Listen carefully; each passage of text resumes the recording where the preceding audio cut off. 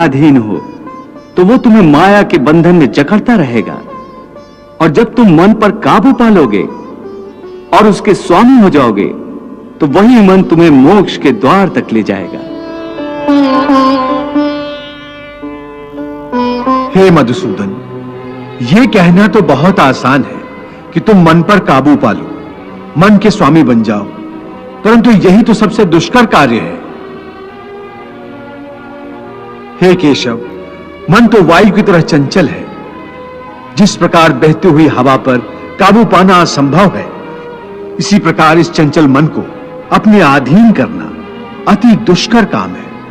हे अर्जुन, तुम्हारा यह कहना सत्य है कि मन अति चंचल है, उसे अपने वश में करना बहुत मुश्किल है। मुश्किल है जनार्दन, असंभव है। नहीं अर्जुन, मुश्किल अवश्य है, परंतु असंभव नहीं है। तुम्हारा कहना है कि मन को वश में करने का कोई तरीका, कोई साधन भी है? अवश्य है। क्या है वो तरीका? असंशयम महाबाहो मनो दुर्निग्रहम चलम अभ्यासेन तु कौन्ते वैराग्येन च गृह्यते। अर्थात मन को वश में करने के लिए उस पर दो तलवारों से प्रहार करना पड़ता है।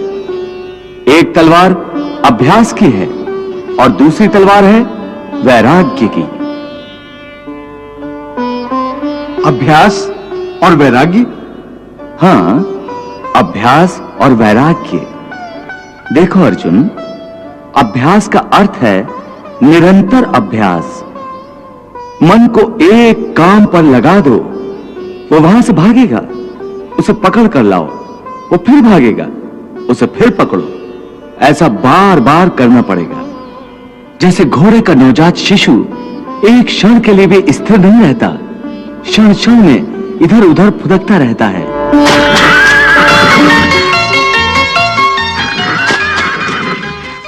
उसी प्रकार मन भी क्षण क्षण में इधर उधर फुदकता रहता है। एक चंचल घोड़े की तरह मन भी बड़ा चंचल होता है, और ऐसे चंचल मन को काबू करना उतना ही कठिन है जैसे किसी मुंहजोर घोड़े को काबू करना। ऐसे घोड़े को काबू करने के लिए सवार जितना जोर लगाता है, घोड़ा उतना ही विरोध करता है और बार बार सवार को ही गिरा देता है।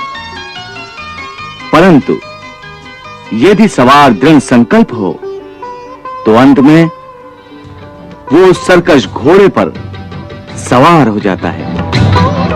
बस फिर वही घोड़ा सवार के इशारे पर चलता है।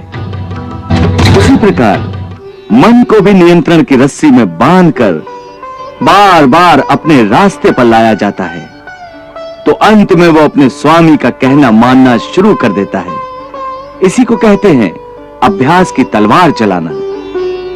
जब अभ्यास की तलवार से ही मन ठीक रास्ते पर आ जाए, फिर वह दूसरी वैराग्य की तलवार की क्या आवश्यकता है? उसकी आवश्यकता इसलिए है कि एक बार ठीक रास्ते पर आ जाने के बाद मन फिर से उल्टे रास्ते पर न चला जाए, क्योंकि उल्टे रास्ते पर इंद्रियों के विषय उसे सदा ही आकर्षित करते रहेंगे। मिथ्या, भोग, विलास और काम की तृष्णा उसे फिर अपनी ओर खींच सकती है। इसलिए मन को यह समझना जरूरी है कि वो सारे विषय भोग मिथ्या हैं, असार हैं, योग माया के द्वारा उत्पन्न होने वाले मोह का भ्रम है। मन जब इस सत्य को समझ लेगा तो उसे विषयों से मोह नहीं रहेगा, बल्कि उससे वैराग्य हो जाएगा।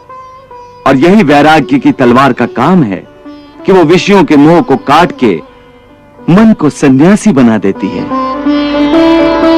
प्रभु, विषयों का आभास तो मनुष्य को इंद्रियों के माध्यम से होता है, और भगवान श्री कृष्ण विषयों के मोह को त्यागने को कह रहे हैं, तो क्या मनुष्य इंद्रियों का प्रयोग करना ही छोड़ दे?